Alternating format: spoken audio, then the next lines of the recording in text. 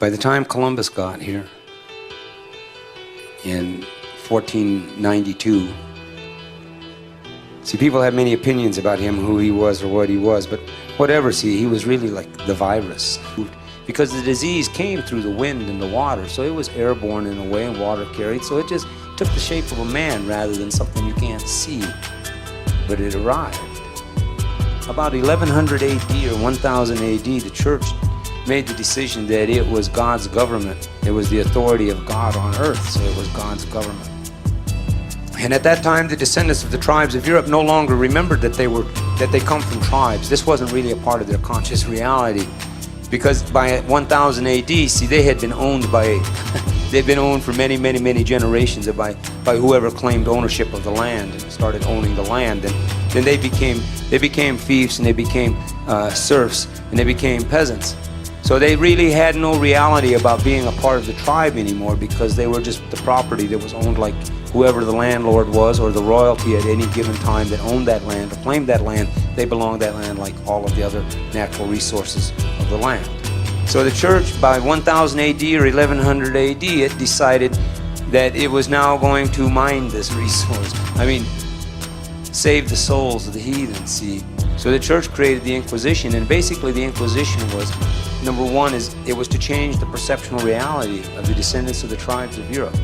And so I know that by the time Columbus got here, and I got a pretty good idea way before that, but by the time Columbus got here, the idea of a human being and people in that kind of a way was no longer a part of their perceptual reality. You know? And the spirit was being eaten by disease, and it affected the perceptual reality of the human. See, so when Columbus and them got here, and we told them who we were, they didn't know. Well, we're the people, we're the human beings. But they didn't know, because it wasn't a part of their perceptual reality. The concept was no longer a part of their perceptual reality. See, this is what happened to the tribes of Europe and the descendants of the tribes of Europe.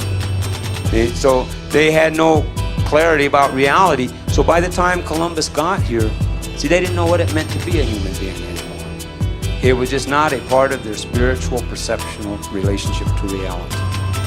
They were possessed, they were owned, they were property. You know, and one of the other things about this that kind of evolved out of that, I think it evolved out of that, was anyway, when the church was doing all of this to get the descendants of the tribes of Europe, all right, they finally figured out, well, hold it, if I want to stay alive and be a descendant of anything, I'm going to have to accept these people. So they embraced the church, because they had to embrace what they feared. So they had to love what they feared in order to survive. And what they had to love, the thing that they had to love that they feared, was possessing them. So it's like love and fear and possession as a perceptual reality kind of became intertwined at that time, and the human beings have not been able to sort it out yet. So that affected everyone in some kind of a way that's not been healthy for us as human beings.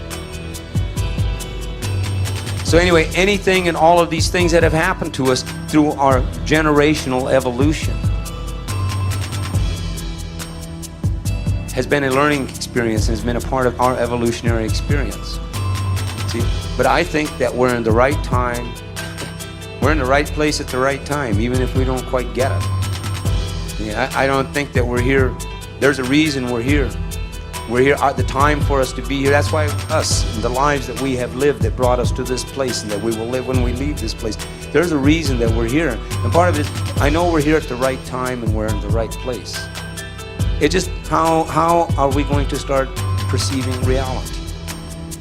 You know, and that's just really where it starts to become more clear. Out of self-respect, we owe it to ourselves. Out of respect of self, we owe it to the selves of others, you know, let's use our intelligence as intelligently as we can, as often as we can, right? It's not even saying all the time, but maybe we get there someday. To understand, you know, there are moments in our lives, there are times in our lives when coherency would probably be the best thing to do, you know, before one deals with what's there in front of them. Because a part of what this confusion that I call, this pollution that's left over in our perceptual reality, see, has got to do is they don't want us to think. Okay, this is the deal. Whoever this miner is, the way this thing works, they don't want us to think. I mean, I didn't really understand it. I knew this, but I didn't understand it. I knew this a long time ago, right? And it made me think, well, I understand what they fear now. I mean, I know what they fear. I know their paranoia. Because sometimes I can be coherent. See, and they don't like that, right? They don't like it when I'm coherent in front of people, because then we're coherent together.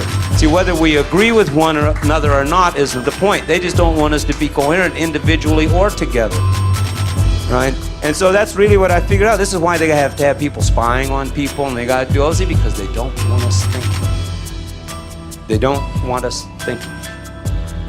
I mean, in the hypothetical, some kind of dream. Well, I don't even know if this is a dream. But if every human being woke up tomorrow morning and said, all right, I will not enable what I know to be the lie all day today, it would change. It could not function. If every human being got up tomorrow and said, I will not enable it, I will not participate in the lie today, it would change. But anyway, about us being in the right place and in the right time, because in our place in the evolution,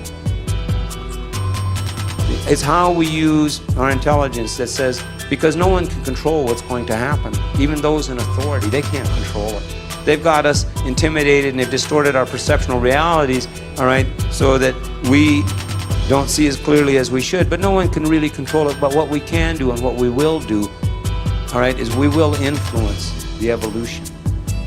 We will influence, if we use our intelligence as clearly and coherently as we can, as often as we can, then the evolutionary future will be more clear and coherent for us.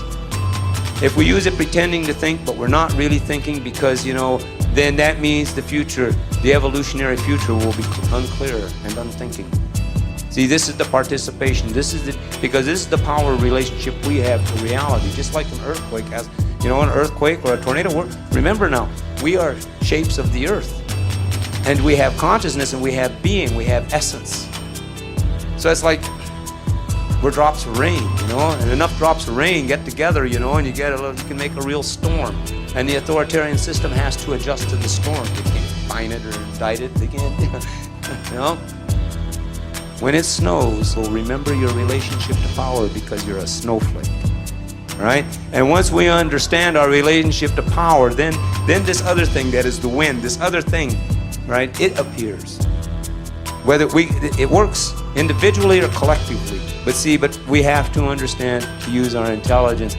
And how good are we at creating with our intelligence? Then let's look at our own personal dark sides and the things that give us our fears and our doubts.